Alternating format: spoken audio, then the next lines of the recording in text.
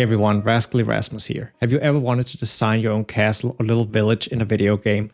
If your answer to that question is yes, then I think there's a very solid chance that you'll enjoy Tiny Glade. If your answer to that question is no, then I actually think there's a pretty good chance you'll still enjoy the game. I personally have never thought of myself as somebody who would enjoy this type of game, but I'm still really enjoying it.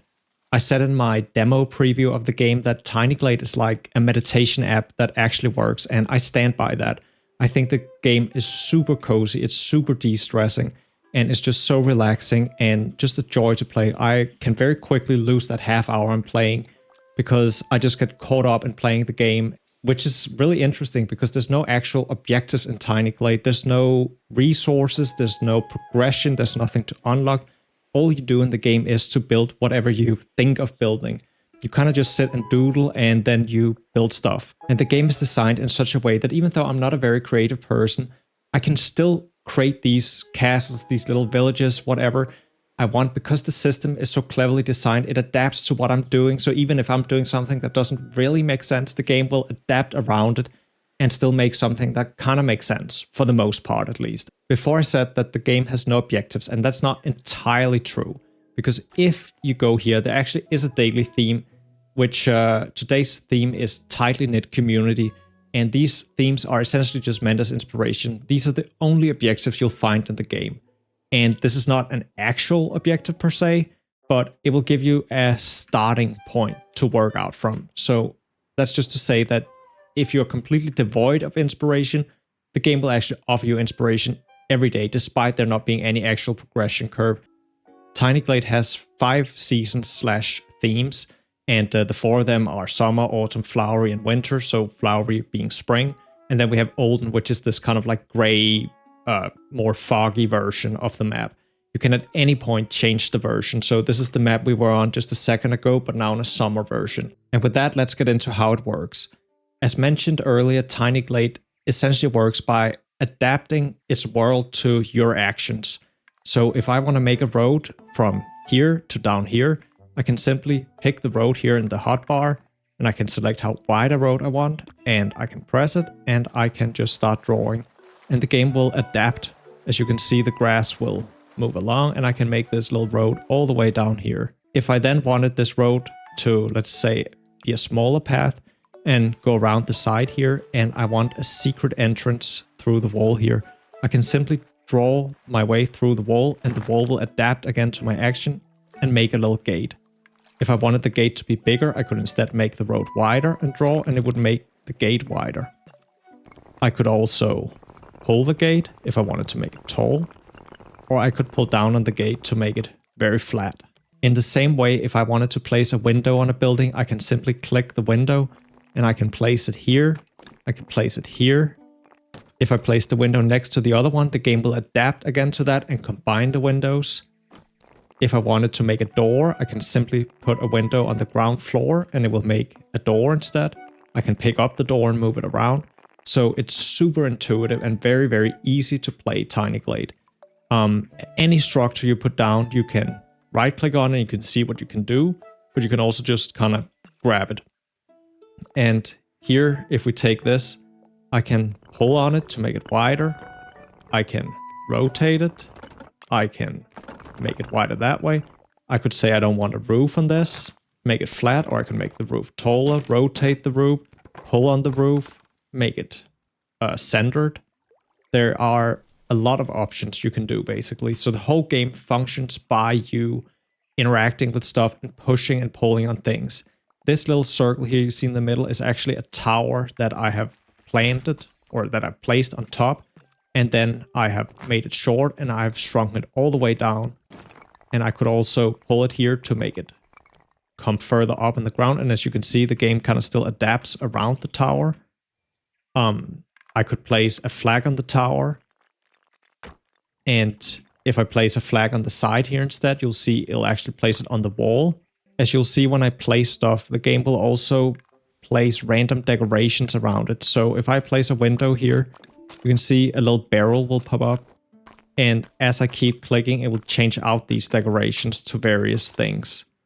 And this is a super cool system because I have no idea about placing little clutter like this. I'm not that type of person, so I think it's really cool that the game essentially allows for this. So to go through all the options we have the options to build towers, houses, walls, and fences. We can adjust the height like with everything else. We can make windows, 2 different types, little windows here as well. We can make lamps, which if you place them on the ground, it'll be like an actual lamp post, and if you place it on a wall, it will hang it. We can make flags, as you've seen. We can make a chimney. We can erase stuff. This will erase per category. We can raise the terrain as we see fit. So we can put it there and, whoops, we can raise it or we can lower it. We can place flowers. And we can place trees. And lastly, we can make water. And so we can make ourselves a little river here. On top of this, we can always adjust the time of day and also the position of the sun. So we can get the sun to be in exactly the corner we want it to be in. And normally you can have the time moving. I currently have it locked, but you can just have time pass normally. The last thing to call out here is the camera mode, which I think is exceptional. The camera mode has so many different perspectives. You can have, you can actually have a walking perspective, and you can walk or swim very slowly around and just enjoy the sounds of Tiny Glade.